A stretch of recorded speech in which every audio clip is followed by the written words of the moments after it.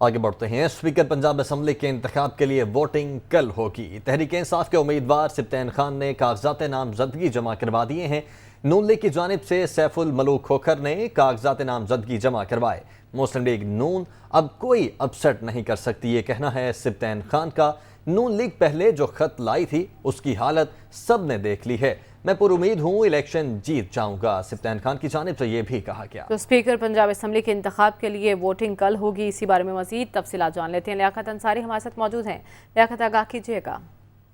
آج بھی کچھ اسپیکر پنجاب اسمبلی کے انتخاب کا مرحلہ کل کے لیے مقرر کیا گیا۔ کل 4 بجے پنجاب اسمبلی کا اجلاس اس مقصد کے لیے طلب کیا گیا اور پنجاب اسمبلی سے اس اجلاس کے لیے جو ہے وہ قرارداد بھی رولز مؤثر کر کے پاس کروائی گی، کیونکہ عمومی طور پر جو ہے رول گورنر کا یہ استحقاق ہوتا ہے کہ وہ اسپیکر کے انتخاب کے لیے اجلاس طلب کرتا ہے، کیونکہ اسپیکر جو ہے وہ اس وقت مسلم نون کی جانب کی طرف ہیں، تو اس لیے یہ خدشہ تھا کہ اسپیکر کے لیے انتخاب کے لیے گورنر اجلاس نہ طلب کریں، تو اس کے لیے پھر پنجاب اسمبلی سے ریزولوشن کل کا اجلاس 4 بجے طلب کیا گیا ہے۔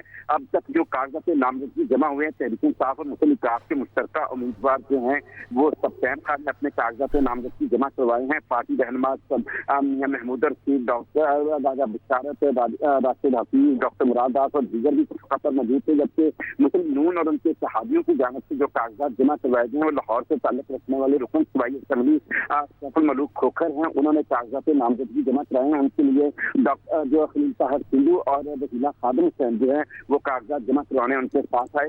اسمبلی یا عنایت اللہ لک نے دونوں سے کاغذات نامزدگی وصول کیے ہیں۔